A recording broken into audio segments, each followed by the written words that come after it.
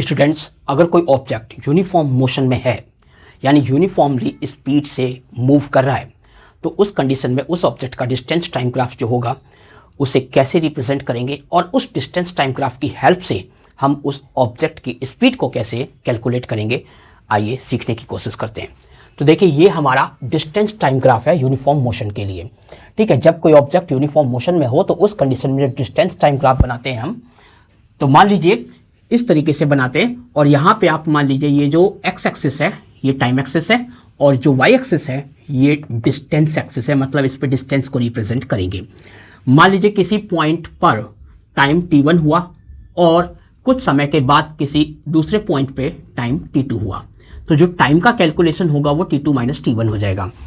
और किसी पॉइंट पे डिस्टेंस s1 है ऑब्जेक्ट की, और थोड़ी देर बाद जब टाइम t2 हो गया तब उसकी जो डिस्टेंस उसने कवर कर ली वो s2 तक कर ली, तो इसकी जो डिस्टेंस निकालेंगे वो आप s2 माइनस s1 करके ऑब्जेक्ट की डिस्टेंस कितनी कवर की उसने आपको पता चल जाएगा।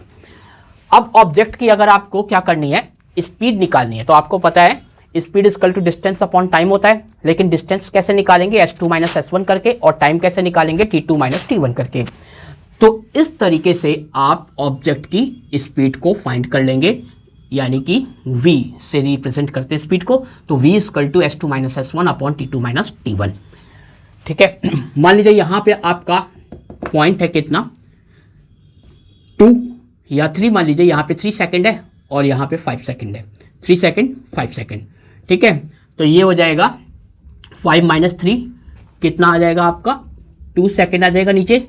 और डिस्टेंस मान लीजिए यहाँ पे 10 मीटर है और यहाँ पे 30 मीटर है, तो 30 माइनस 10 20, डिस्टेंस हो गई 20 और 22 से डिवाइड हुआ तो कितना आ गया 10, तो 10 मीटर पर सेकेंड ये आपकी क्या आ गई, स्पीड आ गई ऑब्जेक्ट की। इस तरीके से स्पीड आप निकाल सकते हैं। और स्पीड जो ग्राफ रिप्रेजेंट करेगा वो इस ढलान वाली जो लाइन है, ये स्लोप जिसको कहते हैं, इस स्लोप से ऑब्जेक्ट की स्पीड रिप्रेजेंट होगी, और इस स्लोप को आप टेन थीटा बोलते हैं। और टेन थीटा होता है परपेंडिकुलर अपॉन बेस, तो परपेंडिकुलर यहाँ पे BC है और बेस है AC।